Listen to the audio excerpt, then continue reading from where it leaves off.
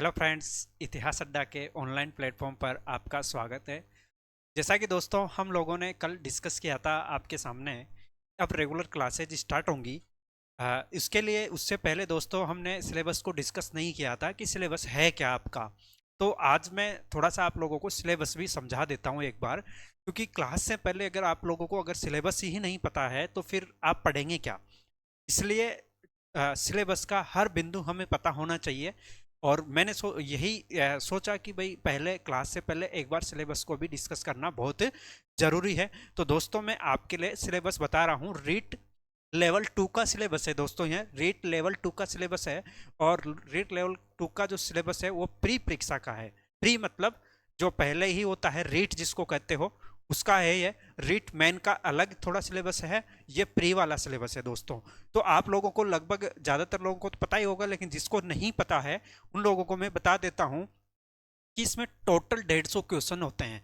Total question कितने होते हैं दोस्तों? इसमें जो टोटल क्वेश्चन होते हैं एक बार मैं आपको बता देता हूँ कि किस तरीके का क्या क्या होता है इसमें सीन।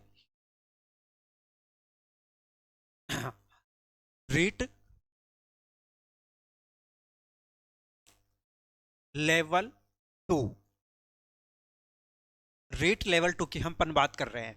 अब दोस्तों इसमें क्या होता है कि जो हाल ही में लेटेस्ट जो एग्जाम हुआ है उसी को देख करके, या फिर उसी का जो सिलेबस दिया हुआ है 2022 का जो लेटेस्ट एग्जाम हुआ है उनको बता रहा हूं मैं आपको कि इसमें सबसे पहले तो 150 क्वेश्चन होते हैं, 150 क्वेश्चन होते हैं। 150 क्वेश्चन होते हैं और प्रत्येक क्वेश्चन, प्रत्येक प्रश्न 1 अंक का होता है। प्रत्येक क्वेश्चन जो होता है 1 अंक का होता है। इस तरीके से 150 प्रश्नों के 150 अंक हो गए, यानी कि 150% जो है उनके 150 अंक हो गए। तो अधिकतम जो नंबर हो गए, अब अंक वो 150 हो गए, 150। अभी इस 150 में 150 का आपका पेपर होगा। इस 150 का आपका पेपर होगा और इस 150 में से आप कितने नंबर लाते हो इसके लिए क्वालिफाई करने की एक कट ऑफ मार्क बताई गई है। जैसे कि 55% से अधिक नंबर लाना बहुत जरूरी होता है। 55% से जो नंबर ले आता है वो इसके लिए एलिजिबल हो जाता है, रीट मैन के लिए एलिजिबल हो जाता है। 55% नंबर के लिए रीट मैन के लिए, रीट मैन के योग्य हो जाएगा। तो इसमें दोस्तों आप लोगों को मैंने बता दिया कि जो है रीट लेवल 2 जो है इसमें सबसे पहले तो 150 क्वेश्चन होंगे। प्रत्येक क्वेश्चन जो है 1 नंबर का होगा। और दूसरी बात, सबसे महत्वपूर्ण बात जो है दोस्तों, इसमें नकारात्मक अंकन नहीं होगा। नकारात्मक अंकन नहीं होगा।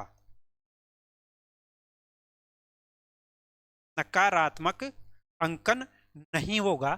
तो रीट लेवल में जो रीट प्री परीक्षा है उसमें क्या होता है, नकारात्मक अंकन नहीं होता है। जिस तरीके से सी टेट का एग्जाम होता है ना, टेट एग्जाम जो है वही रीट होती है राजस्थान में।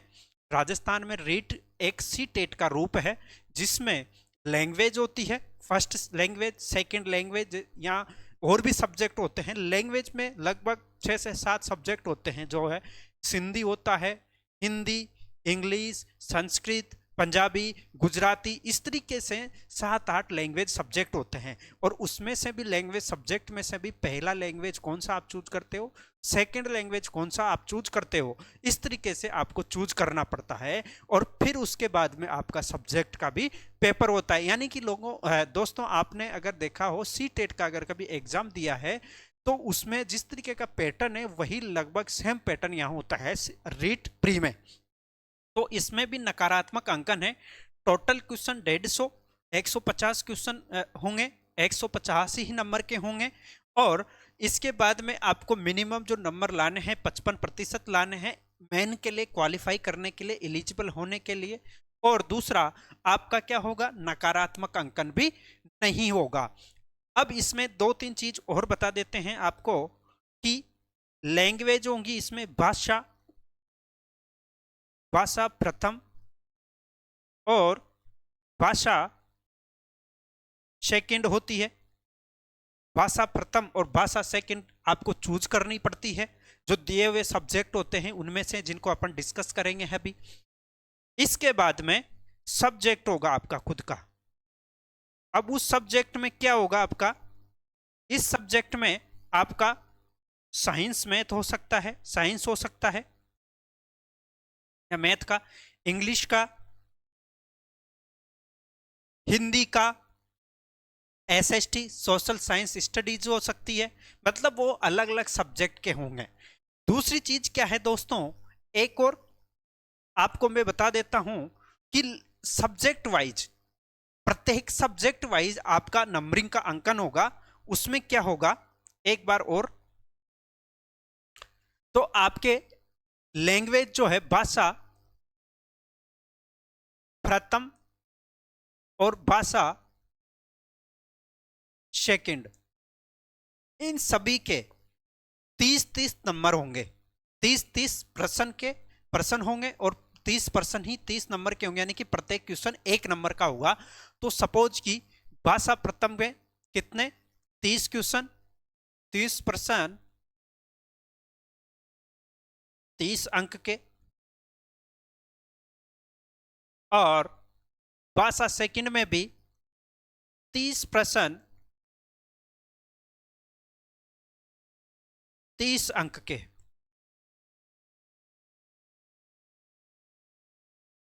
तीस प्रश्न 30 अंक के, यानी कि भाषा प्रथम में भी यही होगा और भाषा सेकंड में भी यही होगा।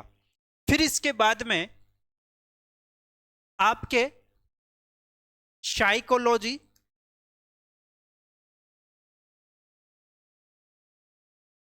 साइकोलॉजी, इसके भी 30 प्रश्न होंगे, 30 प्रश्न और 30 अंक के। तो कितने हो गए, 30 लैंग्वेज फर्स्ट और 30 लैंग्वेज सेकंड, 30 साइको, ठीक है। इस तरह से 90 ये हो गए। और 60 क्वेश्चन जो होंगे, 60 ये सब्जेक्ट के होंगे। ये 60 इस तरीके से टोटल कितने क्वेश्चन हो गए, 150 क्वेश्चन हो गए, 150 प्रश्न हो गए, जो है 150 प्रश्न हो गए और 150 नंबर के, 150 अंक के हो गए। तो ये आपका पैटर्न रहेगा। और इसमें से फिर आपको ऐसा मान के चलिए कि 55% नंबर लाना बहुत जरूरी है, तभी आप मेन के लिए क्वालिफाई माने जाएंगे। तो दोस्तों ये था अपना एक पैटर्न जिसको हम पढ़ रहे थे। अब आपके सामने ये सिलेबस है। पैटर्न मैंने आपको समझा दिया कि लैंग्वेज फर्स्ट यानी कि भाषा प्रथम, भाषा सेकंड होगी और भाषा में हिंदी होगी, इंग्लिश होगी, इसके बाद में संस्कृत होगी, सिंधी होगी, गुजराती होगी, पंजाबी होगी। इस तरीके से अनेक लैंग्वेज जो भाषाएं हैं, लगभग 8 भाषाएं इसमें हैं। तो वो उर्दू भी होगी, तो वो ले सकते हैं। भाषा प्रथम और सेकंड अपनी सहूलियत के अनुसार आप लेते हैं। और प्रत्येक की फर्स्ट में भी 30 प्रश्न 30 अंक के, सेकंड में भी 30 प्रश्न 30 अंक के होंगे। इसी तरीके से जो है ये, और साइकोलॉजी का जो है 30 प्रश्न 30 अंक के होंगे। इस तरीके से लैंग्वेज और साइकोलॉजी के मिला के 90 क्वेश्चंस जो हो जाएंगे, 90 नंबर के, 90 जो है 90 अंक के। इसके बाद में सब्जेक्ट होगा, और सब्जेक्ट में साइंस वाले हैं तो साइंस का, और एसएसटीज वाले हैं तो उनका उसमें हो जाएगा। तो हम देखते हैं एक बार लेवल सेकंड 6 से 8 तक की बात होती है। लेवल सेकंड में 6 से 8 तक की बात होती है। लेवल सेकंड की हम बात कर रहे हैं, है ना। लेवल सेकंड में क्लास 6 से 8 तक की क्लासें को हम जब पढ़ाता है टीचर, जब नियुक्ति होती है और 6 से 8 तक के लिए पढ़ाता है तो उसको क्या कहते हैं, होता वो अध्यापक ही है। और लेकिन उसमें एक प्राइमरी टीचर होता है, एक उच्च प्राथमिक होता है। तो उच्च प्राथमिक का जो टीचर होता है यानी कि 6 से 8 तक का लेवल 2 वाला टीचर होता है। अब इसका जो सिलेबस है ये है बाल विकास और शिक्षण विधियां। बाल विकास और जो शिक्षण विधियां जो मैं आप लोगों को बता रहा था, इसके कुल कितने क्वेश्चन है ये मैंने आपको बताया पहले। कुल प्रश्न 30 आएंगे और कुल अंक 30 के होंगे। अब इसमें दोस्तों नकारात्मक अंकन होगा भी नहीं, आप लोगों को मैं पहले बता चुका हूं, है ना। तो अब इसमें क्या है सिलेबस में, देखो एक बार ये देखो, बाल विकास,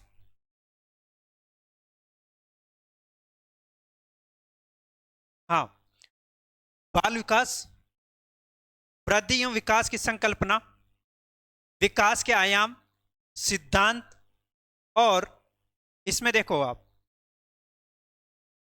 विकास को प्रभावित करने वाले कारक, विशेष रूप से परिवार विद्यालय के संदर्भ में, अधिगम से उनका संबंध, और फिर है वंशानुक्रम, वातावरण की भूमिका।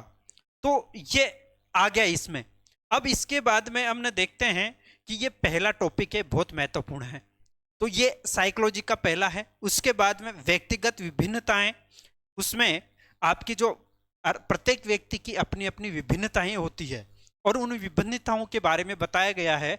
तो जैसे क्या होती है, वो पर्सनालिटीज के बारे में बात कर रहा है। अर्थ, प्रकार, व्यक्तिगत विभिन्नताओं को प्रभावित करने वाले कारक क्या होते हैं, उन सब की बात की गई है वो। और दूसरी बात है व्यक्तित्व, आपका व्यक्तित्व क्या है, आपकी पर्सनालिटी क्या है, उसकी संकल्पना, प्रकार, व्यक्तित्व को प्रभावित यानी कि आपकी पर्सनालिटी को प्रभावित करने वाले कारक क्या है, और उसके मापन, एक उसका क्राइटेरिया क्या है, वो सब जो आपके दैनिक जीवन के लिए भी बहुत जरूरी है, आप लोगों को पता होना चाहिए। आप टीचर के रूप में जाते हैं कि पर्सनालिटी किस तरीके से बात करनी होती है, बच्चों से किस तरीके से ट्रीट करना होता है, एक टीचर में क्या क्या गुण हो सकते हैं, एक टीचर कभी स्टूडेंट की तरह बात कर सकता है क्या, या फिर टीचर बच्चों को कैसे हैंडल कर सकता है, वो सब चीजें इसमें बताई गई है।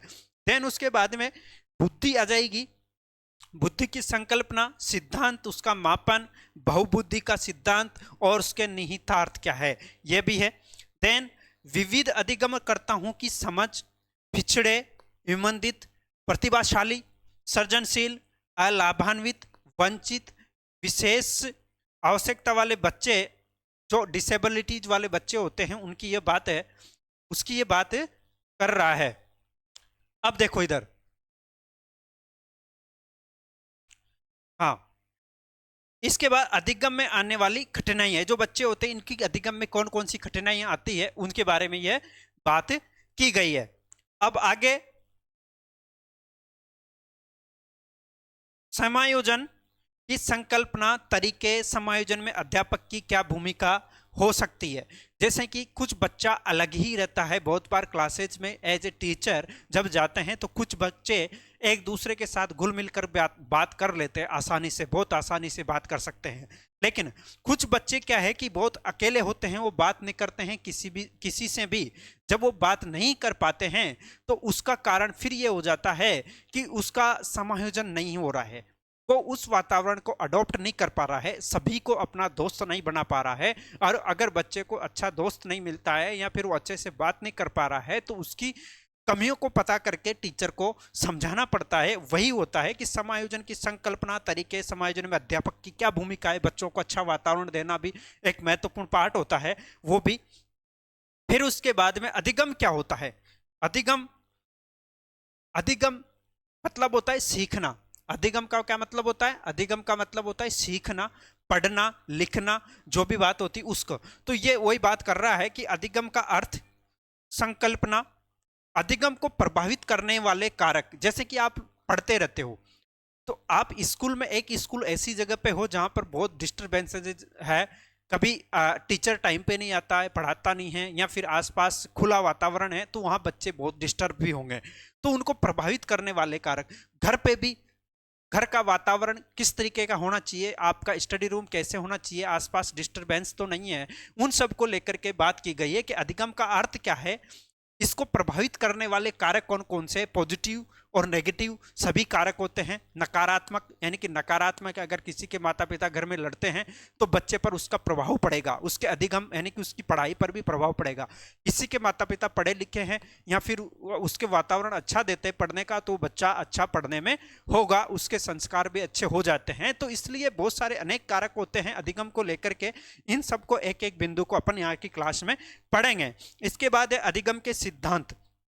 अब सिद्धांतों में व्यवहारवाद है, गेस्टाल्टवाद है, संज्ञानवाद है, निर्मितवाद है, और ये किस तरीके से काम करते हैं उन सब के बारे में बताया गया है। देन बच्चे सीखते कैसे हैं, बच्चे सीखते कैसे, बहुत इंपॉर्टेंट है, इन सब के बारे में भी अध्यापक को पता होना चाहिए, क्योंकि एक अध्यापक क्लास में बैठा है और उसको यह नहीं पता है कि बच्चे को पढ़ाना कैसा है, उसकी नीड क्या है। आप सीधे क्लास में घुस के उसको पढ़ाना शुरू कर देते हो, ये पढ़ो बेटा ये पढ़ो, तो उसमें वो उसका मन ही नहीं है, वो कैसे पढ़ लेगा। ऐसा वातावरण क्लास में बनाया जाता है जिससे बच्चा जो है पढ़ने के लिए तैयार हो जाए। तो वो सीखने के लिए सीखता कैसे है, उसकी प्रक्रियाएं क्या होती है, अधिगम की प्रक्रिया है, उसका चिंतन, उसकी कल्पना, उसका तर्क, वो तर्क वितर्क कर पाता है कि नहीं करता।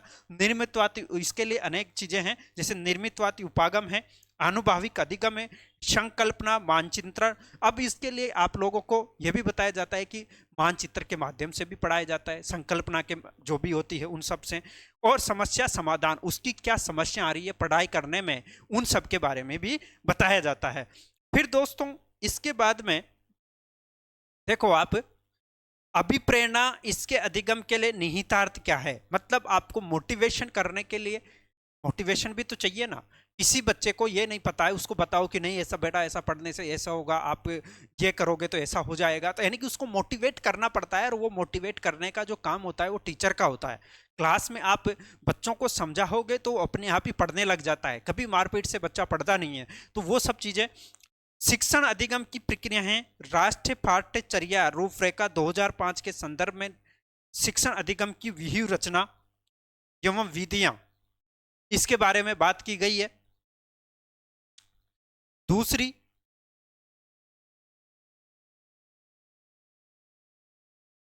जो है,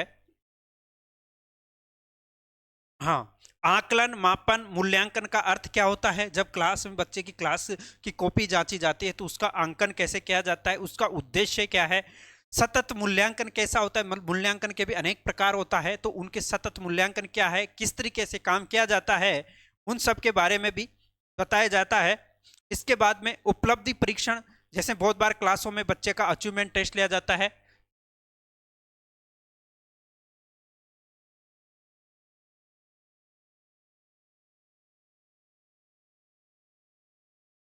उपलब्धि परीक्षण,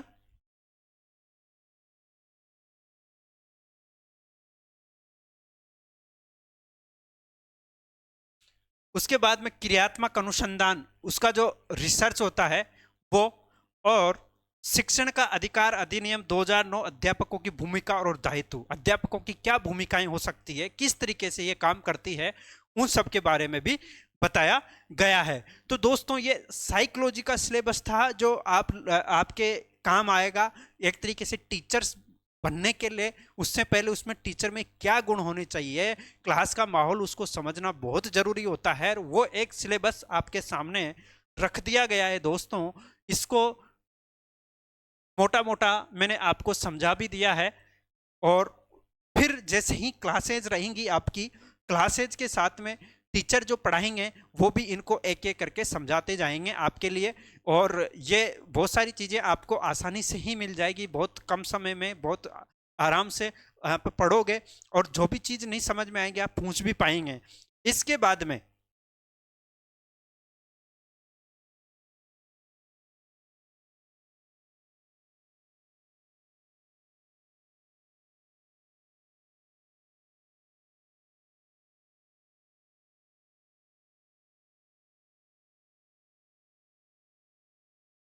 हाँ, इसके बाद है लैंग्वेज टू।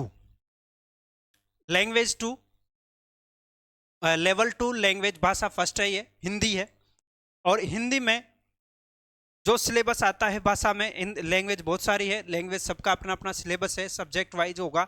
और इसमें भी मैं थोड़ा सा आपको बता देता हूँ, ज़्यादा इसमें नहीं बताएंगे। ये लैंग्वेज है, लैंग्वेज का सबका एक ही है कि ये अपने जो है हिंदी, इंग्लिश, संस्कृत, सिंधी, उर्दू या जो भी आपके लैंग्वेज में है, आप जो लोग हैं सब्जेक्ट लैंग्वेज लेनी होती है। ये मैं आपको बता देता हूँ, दो भाषा होती है, पहली लैंग्वेज और दूसरी लैंग्वेज। आप पहली लैंग्वेज में हिंदी ले सकते हो तो दूसरी में इंग्लिश या संस्कृत, या फिर पहली में संस्कृत या इंग्लिश ले सकते हो तो दूसरी में हिंदी या कोई और सब्जेक्ट जो लैंग्वेज है वो ले सकते हो। और उसमें भी जो प्रश्न आएंगे वो 30 प्रश्न आएंगे, 30 ही अंकों के आएंगे।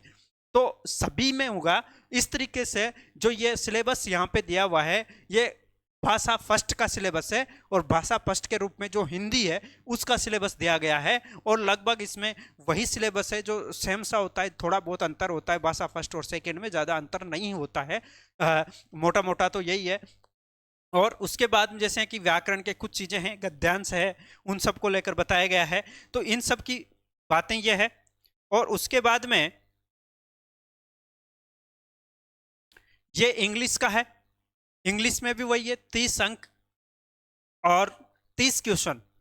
इसी में भी वही भाषा फर्स्ट, लैंग्वेज सेकंड होंगी इंग्लिश में भी, और कुछ थोड़ा बहुत सेम पार्ट होगा, बाकी चेंजेज रहेगा। तो इस तरीके से सब्जेक्ट आपको लेना पड़ता है रीट में। पहला जो 90 नंबर एक तरीके से हैं, जो 90 नंबर 90 क्वेश्चन जो होंगे, 30 क्वेश्चन साइकोलॉजी के, 2 लैंग्वेज के, फर्स्ट लैंग्वेज और सेकेंड लैंग्वेज, ऐसे होगा। तो ये है। इसके बाद में ये संस्कृत का भी है, संस्कृत में भी वही सीन है। और ये जो है सब्जेक्ट का पेपर है, सब्जेक्ट का सिलेबस है, सॉरी, सब्जेक्ट का सिलेबस है। अब ये सब्जेक्ट वाला जो सिलेबस है, ये कौन सा सिलेबस है? ये एसएसटी का सिलेबस है दोस्तों आपके लिए। एसएसटी जो है सोशल साइंस स्टडीज, उसका सिलेबस है लेवल 2, है ना। आप देख पा रहे हैं यहाँ पे प्रश्न पत्र सेकंड, खंड 4, यानी कि इसमें जो दिया गया है, और शीर्षक क्या है? सामाजिक अध्ययन, यानी कि सब्जेक्ट का सिलेबस है ये, सामाजिक का, सोशल स्टडीज से जो देते हैं बच्चे उनका है, और लेवल 2 का ही है ये भी। अब इसमें आप सिलेबस देखो, लगभग इंडियन हिस्ट्री, इसका जो सिलेबस है वो इंडियन हिस्ट्री, हाँ, अब देखो इंडियन हिस्ट्री, जिसमें भारतीय सभ्यता, संस्कृति और समाज, यह है एक तो, ठीक है। इसके बाद में सिंधु घाटी सभ्यता, वैदिक संस्कृति, जैन, बौद्ध, महाजनपद काल, ये पूरा हिस्ट्री का, एंसेंट हिस्ट्री यानी प्राचीन भारतीय इतिहास जो है उसका पार्ट है। मौर्य साम्राज्य, गुप्त साम्राज्य, और गुप्त के बाद में गुप्तोत्तर जो साम्राज्य हैं वो। फिर उसके बाद में राजनीतिक इतिहास गुप्तोत्तर काल का है, और प्रशासन, भारतीय संस्कृति प्रति योगदान, भारत 600 से 1000 ईस्वी तक का, जो यानी कि एक तरीके से ये मान के चल सकते हो कि इस वक्त का राजपूत काल जो है। वृहत्तर भारत, लगभग पूरा भारतीय संस्कृति के प्रति योगदान, भारत 600 ईस्वी से ईसा पूर्व से 1000 ईस्वी तक का जो काल है वो वृहत्तर पूरा भारत का इतिहास जो है इसमें बताया गया। अब मध्यकालीन इतिहास आ जाएगा, आधुनिक काल का। मध्यकाल में भक्ति और सूफी आंदोलन, मुगल राजपूत संबंध है, मुगल प्रशासन है, भारतीय राज्यों के प्रति ब्रिटिश नीति है, 1857 की क्रांति, और भारतीय अर्थव्यवस्था पर ब्रिटिश प्रभाव। इसके बाद में पुनर्जागरण, सामाजिक सुधार आंदोलन, भारतीय राष्ट्रीय आंदोलन। और भारतीय राष्ट्रीय आंदोलन जो है 1885 से 1947 तक, यानी कि कांग्रेस की स्थापना से लेकर के 1947 भारत की आज़ादी तक का इतिहास है, इसमें पढ़ना पड़ेगा। उसके बाद में जो है आपका जो सिलेबस है वो संविधान है। अब देखो, भारतीय संविधान और लोकतंत्र, भारतीय संविधान और लोकतंत्र, भारतीय संविधान का निर्माण और विशेषताएं।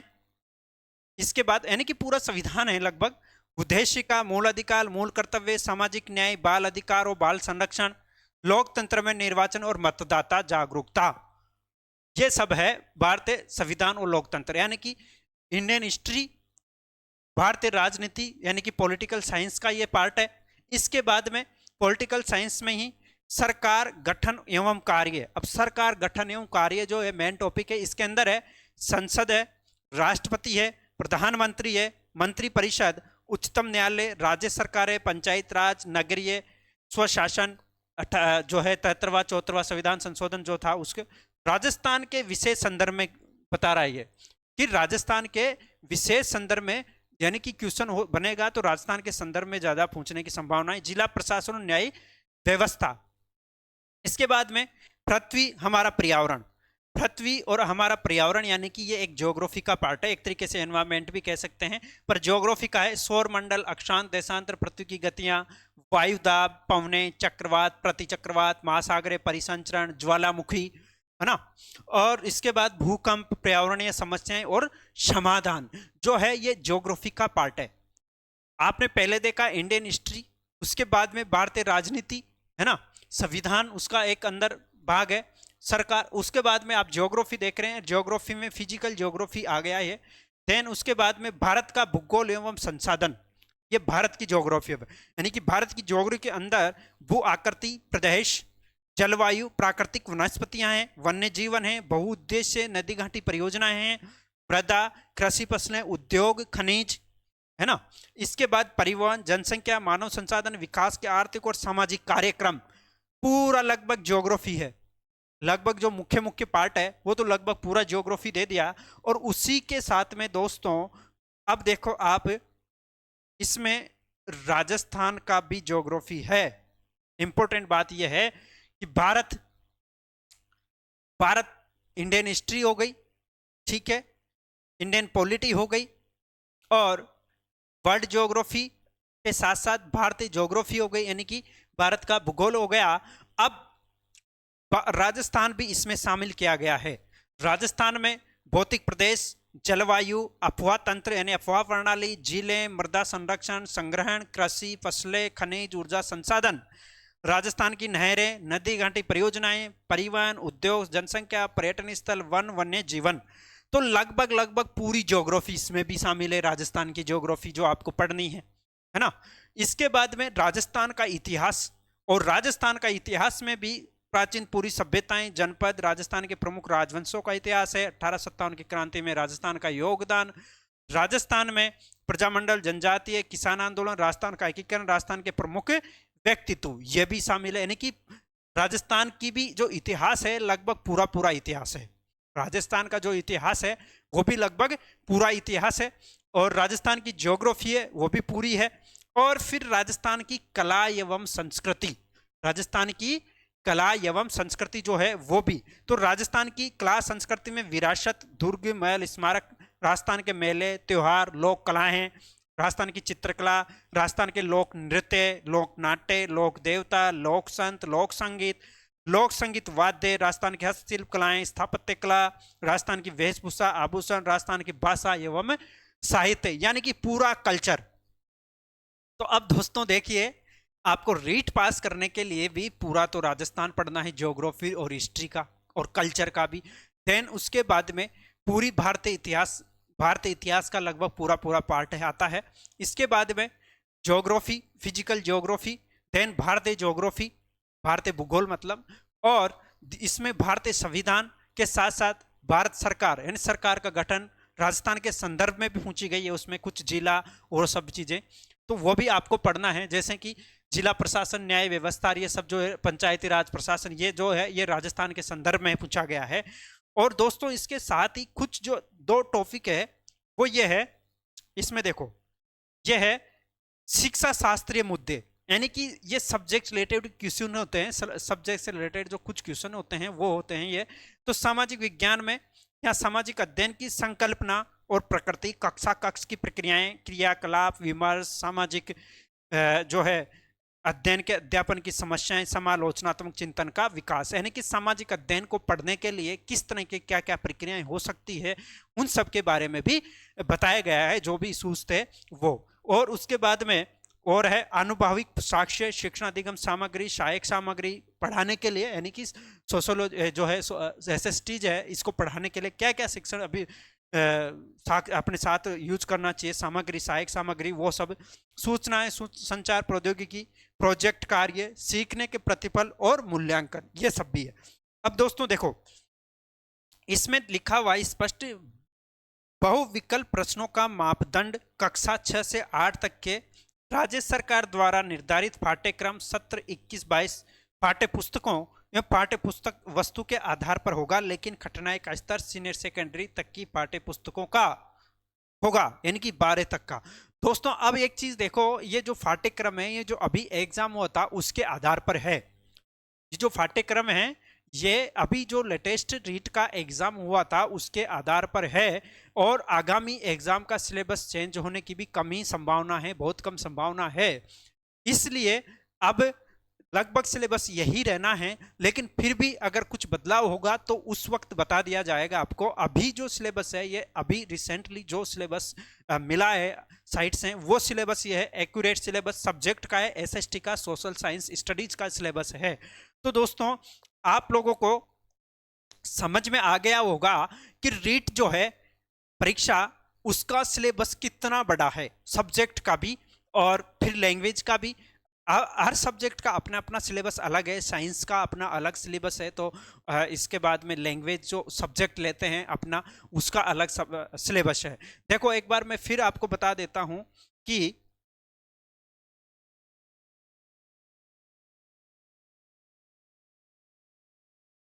आपको सभी को मैंने पहले बता दिया, लेकिन कुल प्रश्न संख्या, कुल प्रश्न संख्या यह आपको पता है 150 अंक 150 का ही होगा, है कि नहीं। इसलिए सिलेबस में आपको यह भी पता है, सिलेबस में आपको यह भी पता है कि लैंग्वेज सब्जेक्ट यानी भाषा विषय होंगे, भाषा होंगे, भाषा में प्रथम और सेकंड होगी, ठीक है। इसके बाद में साइकोलॉजी, शिक्षा मनोविज्ञान होगा, है ना, साइकोलॉजी जिसको शिक्षा मनोविज्ञान कहते हैं हिंदी में, वो होगा। और इसके बाद में तो ये हो गए 60 प्रश्न, इसके बाद 30, और ये सब्जेक्ट हो गया। अब सब्जेक्ट में जैसे यहाँ पे जो हम बताए जा रहे हैं, जैसे मैंने एसएसटी का डिस्कस किया है, तो इसके कितने क्वेश्चन आएंगे, 60 प्रश्न, 60 प्रश्न हर सब्जेक्ट के होंगे। एसएसटी की मैं डिस्कस करता हूँ, सामाजिक अध्ययन की, तो इसके भी 60 होंगे, और भी जो सब्जेक्ट है उसके भी 60 ही होंगे। तो ये 60 और 60 नंबर के ही होंगे। इस तरीके से टोटल 150 अंक प्रश्न जो होंगे 150 अंक के होंगे, 150 अंक के होंगे। अब दोस्तों आप लोगों को समझ में आ गया होगा कि सिलेबस क्या है एक्चुअली रीट का। ये रीट की हम बात कर रहे हैं, लगभग सिलेबस सेम वही है जो सी टेट का है। सी टेट पर, हाँ, सी टेट में राजस्थान नहीं है दोस्तों, सी टेट में राजस्थान नहीं है, यहाँ पर राजस्थान ऐड है स्पेशली, क्योंकि राजस्थान के स्टूडेंट्स को थोड़ा सा ज़्यादा फायदा पहुँचे, जैसे बाहर स्टूडेंट्स होते हैं कुछ, तो इस वजह से राजस्थान इस बार ऐड किया गया था। और राजस्थान है, राजस्थान का हिस्ट्री एंड कल्चर पूरा है लगभग, राजस्थान का ज्योग्राफी लगभग पूरा है, कुछ राजस्थान की पॉलिटिकली है, जैसे जिला प्रशासन है, न्यायालय है और स्थानीय सुशासन है, ये सब भी इसमें ऐड किया गया है। इसलिए आप लोगों को लगभग पूरा जीके पढ़ना है, अगर पढ़ना है। एसएसटी की मैं बात कर रहा हूँ, एसएसटी की बात कर रहा हूँ मैं सब्जेक्ट में, है ना। और इसके बाद में लैंग्वेज दोनों पढ़नी है आपको, साइकोलॉजी, शिक्षण अभिरुचि, शिक्षण मनोविज्ञान जो है आपको पूरा पढ़ना है। तो दोस्तों अब आपके लिए यहाँ से कंटिन्यू क्लासें होंगी डेली, और आपके लिए क्लासें अवेलेबल हो जाएगी, 2 क्लासें रेगुलर होंगी और समय यही होगा। तो जुड़े रहिए हमारे साथ में, तब तक के लिए धन्यवाद, थैंक यू।